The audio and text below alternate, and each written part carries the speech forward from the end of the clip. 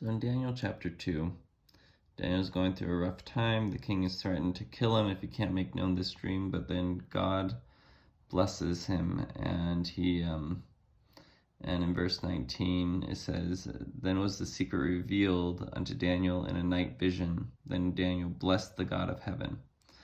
And then Daniel has this kind of aside. This is a poetic aside where it says, starting in verse 20, "Daniel answered and said, Blessed be the name of God forever and ever, for wisdom and might are his. He changeth the times and the seasons. He removeth kings and setteth up kings. He giveth wisdom unto the wise, and knowledge to them that know understanding. He revealeth the deep and secret things. He knoweth what is in the darkness, and the light dwelleth in him. I thank thee and praise thee, O thou God of my fathers, who hast given me wisdom and might, and hast made known unto me now what we desired of thee, for thou hast made known unto us the king's matter." So this section is poetry, and one way to recognize poetry or song in the scriptures is the structure. So often in the scriptures they will rhyme thoughts. So they'll put two similar thoughts right next to each other. So for example, in verse 22, "He revealeth the deep and secret things" is one thought. "He knoweth what is in the darkness, and the light dwelleth with him" is a very similar thought. The deep and secret things and the things that are in the darkness are both unknown things, and God can reveal them both.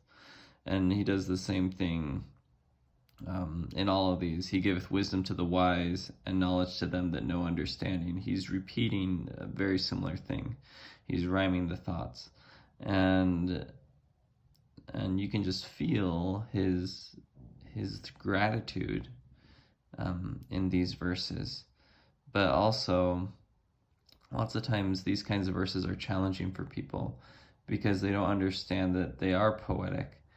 But these verses can be really easy to understand because the parallel structure, the parallelisms, they give you a hint. If you didn't understand "He changeth the times and the seasons," and then you read "He removeth kings and setteth up kings," the second phrase is a hint on the meaning of the first phrase.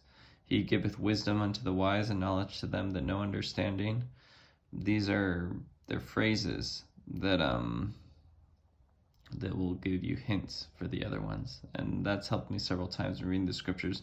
Not as much in the book of Daniel, but in the book of Isaiah and some of the other more poetic, and in the Psalms, some of the more poetic sections of the Old Testament use that a lot.